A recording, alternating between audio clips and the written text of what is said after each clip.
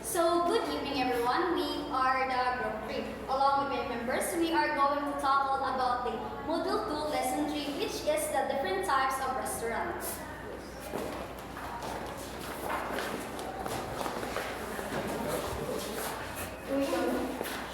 So, good evening everyone. My name is Sir Luto, and I was going to tackle about the family or commercial restaurants. So, family-style restaurants offer a wide range of meat and potato selections with a price range that applies to an average family income.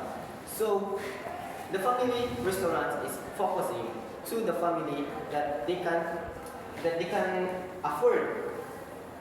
They can afford to pay the meal in a restaurant in a big. And however, family restaurant is also focusing on the family customers. That's why in other restaurants there have a menu that for a family. However, the commercial restaurants they are combination of counters, tables, and boats is common. So commercial restaurants also giving us common parking for the customers, tricycle like cars, tricycles, and other type of of cars. So however, family have the large table that gives happiness for family to eat the cheap food. It's not only to give just and also to gather all this family to being happy. That's what we call the family or commercial restaurant or the gatherness of all family.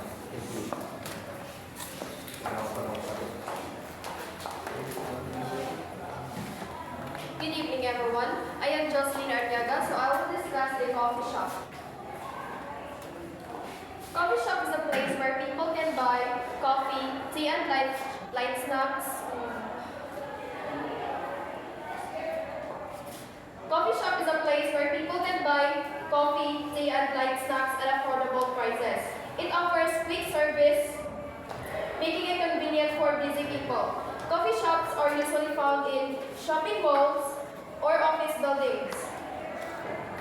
Some also offers takeout, so customers can grab their drinks and food on the go.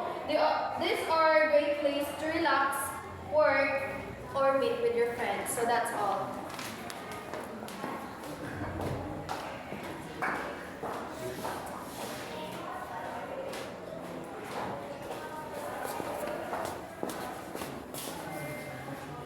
So, hi everyone. My name is Wendy Landilgar. And I'm going to be discussing about the cafeterias, which is we already knows about what cafeteria is, and most of the students, not only students, will go into these cafeterias because it's open usually at schools and hotels also, and whatever you go. Also, I mean in the market. Yes, they usually located shopping centers for buildings, and that's all. Thank you.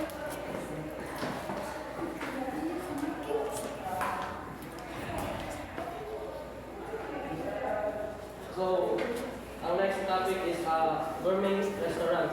Generally require a higher initial investment than other type of restaurants. So basically kani ang gourmet restaurants is mo ni siya mga high-end restaurants that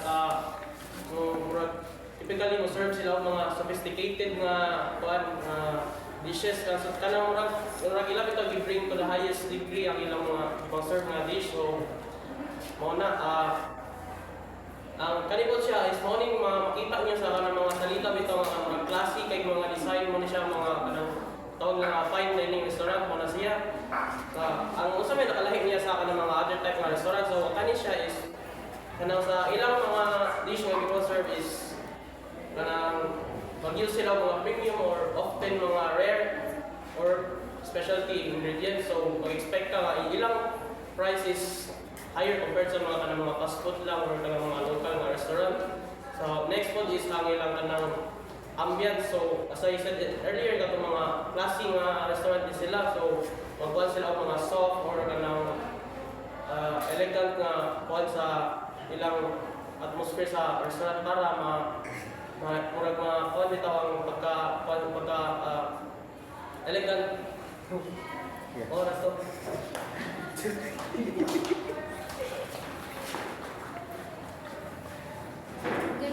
Good evening, everyone. I'm Jamaica Laguna, and I'll be the one to discuss the ethnic restaurant. So, ethnic restaurant is a type of restaurant that specializes in a cuisine from specific cultural or national tradition and serve traditional dishes in a specific country, regions, or places. So, example ani is kanang like kwanto ka sa seafood, naman yung makita sa kilit-kilit nga kilit-kilit sa dano kanang mga Korean food, Chinese, Korean restaurant, Chinese restaurant, or Japanese restaurant.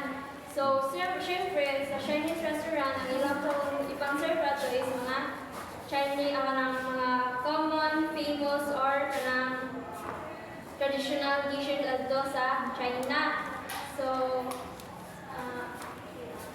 syempre, usa ka mo kanang field or mutukod ani nga restaurant, dapat kanang well-trained ka o knowledgeable kay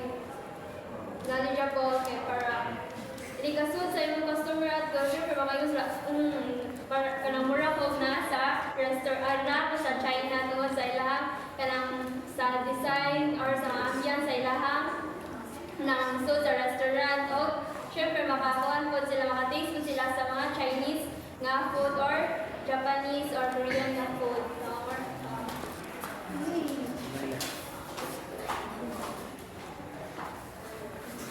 Good evening, everyone. I am Mary Sobutina, and I'll be discussing about the fast food restaurant. So when we say fast food restaurant, we already know it's a convenient restaurant, a food who serve quickly, and fast food restaurant is one of the most affordable restaurants. It is popular due to affordability and wide availability. It states that fast food restaurant is convenient for some people because some people can cook for themselves, like busy sila sa ilang work or whatever nga kanang travel sila sa gasam. So that's why they prefer a fast food restaurant than to cook for themselves. Like for example, those people who love to travel around the world and wala sila ibaon nga food for themselves. So that's why fast food is here, there, and everywhere. So travelers can easily grab some foods for themselves. But eating fast food restaurant is not healthy for ourselves. Because our body also need a good and exact nutrients. That's all. So, good evening everyone. I am Ramiti Maglasang and I will be talking about the deli shops. So, deli shops provide delicacies food service combining traditional delicacies, full meats and cheese with taken out sandwiches and salads. So, deli shops is a type of restaurants that offers a certain foods which is prepared foods such as salads, sandwiches, cheese, and meats. So this type of restaurant offers a moderate price range in which every consumer or customer they can afford every food items in the restaurant. And also they also serve hot and cold food items, and they also sell baked goods, snacks, and beverages. So deli shops can be classified as a casual dining restaurant. It is because some of the customer will remain sulod sa restaurant and they will enjoy their ilang gipalit na food dira sold sa restaurant, and they also call it fast casual restaurant. It is because some of the customer will only mo palit lang sila certain goods in Bulacau and dayon sila sa restaurant. And don't worry kay even though nga bago siya sa atong kanang pandukog ang deli shops, they offers a very considerate price sa mga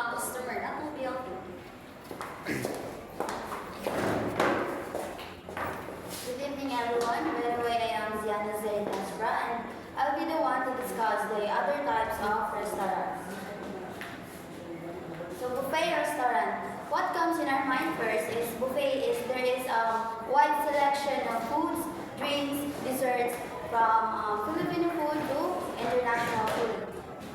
Buffet restaurants are established na completely self-service. So ikaw dyan ang pili o ganang or ikaw mismo ang pick dito sa station o ganang imo nga kanang mga foods nga kaya nimo kaunon. However, liquor, beer, and wine and other services is kanang narajay kanang na-staff or waiters nga mo-approach sa imo mo-offer sa kanang set nga services. And then,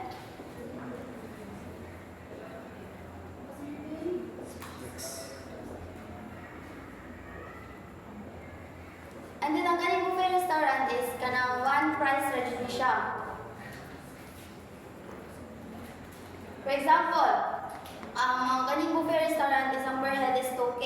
And then ang imong gipili is kanang itlog, longganisa. Dili jud worth it ang ang imong gibayad. Ato jud ka sa kanang mga raw meats, sushi or kanang mga seafoods. Para worth it kun uy. Thank you. Good evening. I am Ashley Kalapat and I will be the one talking about transportation restaurant. This type of restaurants incorporates with actual transport vehicles. Sa ilang nag-i-apply lang ka ng transport vehicles sa ilang team design sa isang restaurant. Kani nga restaurant can feature diverse cuisine. They may also include other transport, which is the like ships, airplane, buses, and trains. One example lang ni kaya transport bus cafe. Kanang isa lang siya ka-simple na cafe, barato, located siya doon sa kanang mga highway. O yung mga main customers kay mga truck drivers kaya kaning highway kaya gano'n siya sa mga dagko trucks. Also, transportation plays a vital role sa hospitality industry. Kay pwede rin na-iconic ang kanang restaurant doon sa mga attraction na location o kanang city. Additionally, transportation facilitates the movement of food products from consumer, from producers to consumer, which is crucial siya for pag-maintain sa food safety o quality.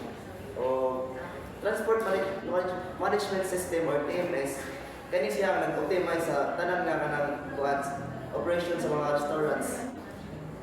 O this pag-manage siya sa mga delivery o about siya.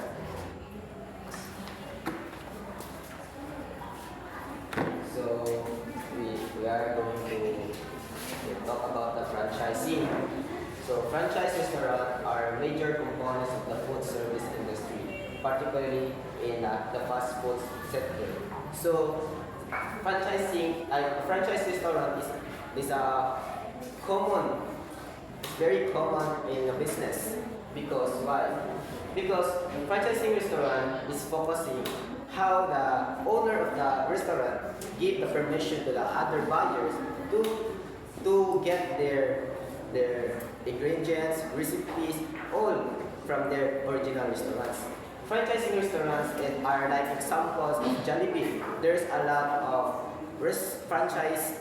fast food chain in Lapu-Lapu City. We already know in Mactan, Mercado, Babak, and also in Cordova. That's an example of franchising because franchise is not only stopping because franchise is always developing to get more attention and advertising for their recipe and their ingredients. That's why, and mostly important, that identification of well-known brands supported by regional, national, and international advertising and promotion. So the focus of franchising is to get known in a worldwide that their regional, national, and international are advertising and promoting. So example, pizza with lobster, Sonic, Dunkin' Donuts, DQ, Burger Kings, Alco. There's a lot of franchise in the world. For example, that the Starbucks the lemon, the Uncle Brew, because when they know that the one of the fast food are very rich in customers, someone buyers want to be franchise because they want to have also a money to get from their customers. So that's the meaning of franchise. Thank you.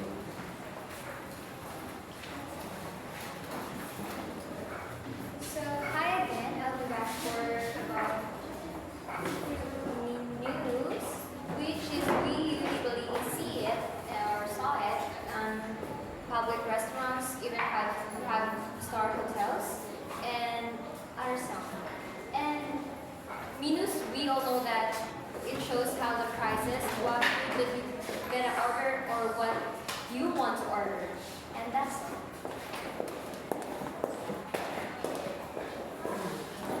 Again, I am Ruby Baclasang and I will be talking about the airplane catering. So, di ba nag-topic ka o ka ng different types of restaurants. So, hindi nito kaingon nga sa restaurant ka ng naay ka ng restaurant sa airplane, di ba? Pero we can also be considered nga restaurants siya. It's because they serve food and etc. So, to short this up, airplane catering, it refers to the food and beverages that served to the passengers.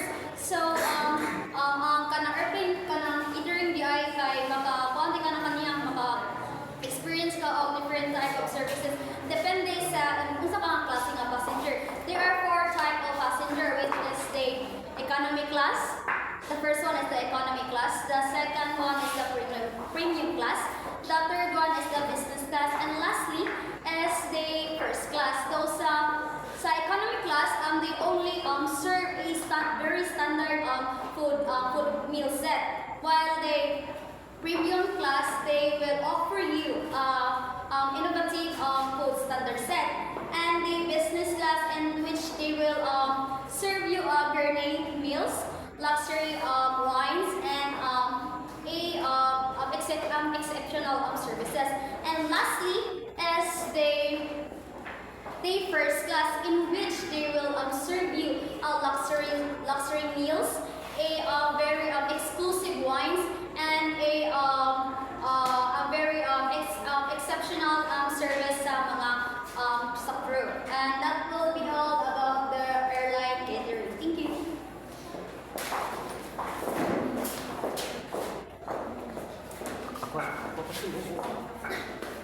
So, food quality.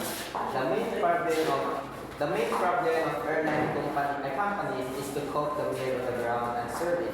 Several hours later in an extraordinary dry cabin atmosphere.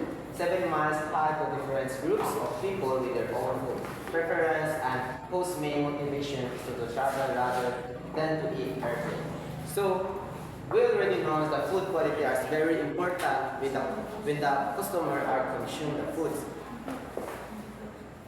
So how will we know that the food that we eat is quality? First, we need to observe the taste, the odor, and also the freshness of the food.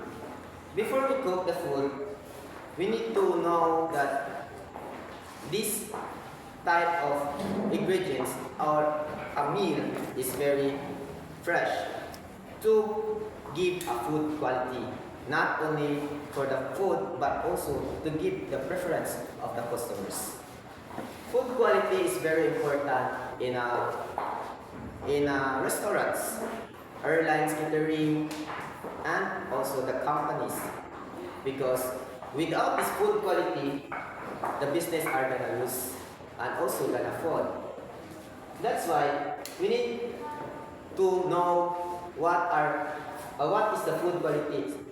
It's very important, not only for the food but for the consumer. Thank you.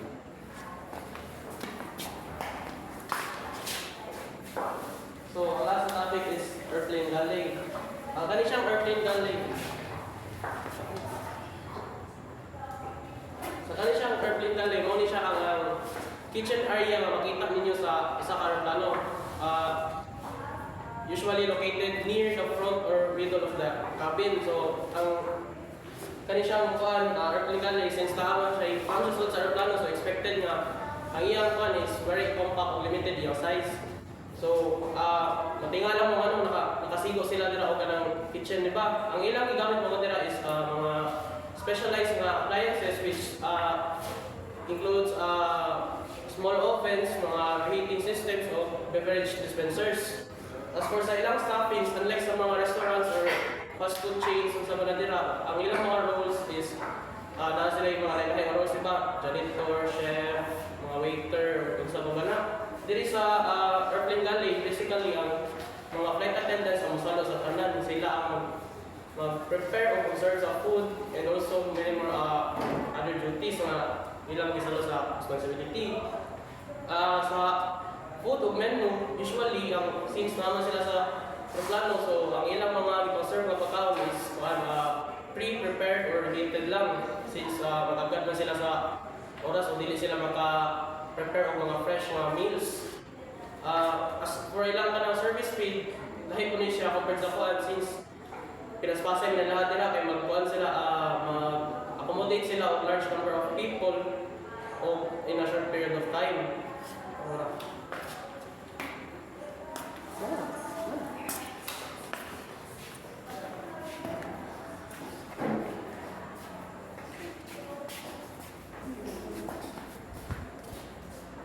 So, the flight kitchen. Flight kitchen is the first airline flight kitchen was opened in the latest 1930s in a Washington, D.C. Coverfield Airport by a gentleman named Marriott. He had a restaurant near the airport. He noticed that a passenger would go to his restaurant to eat before boarding their flights because no meals were served in the airplane before. He approached Eastern Air Transport, now known as Eastern Airlines, and offered to prepare lunch boxes his restaurant for Eastern passengers. So, in the 1930s, in Washington, however, there is no airplane that served a meal. So this gentleman named Mario was near in an airport. They want to try to give the first meal in a restaurant, in an airplane restaurant. So that's why we call this flight kitchens. When in 1930s, the flight kitchens is being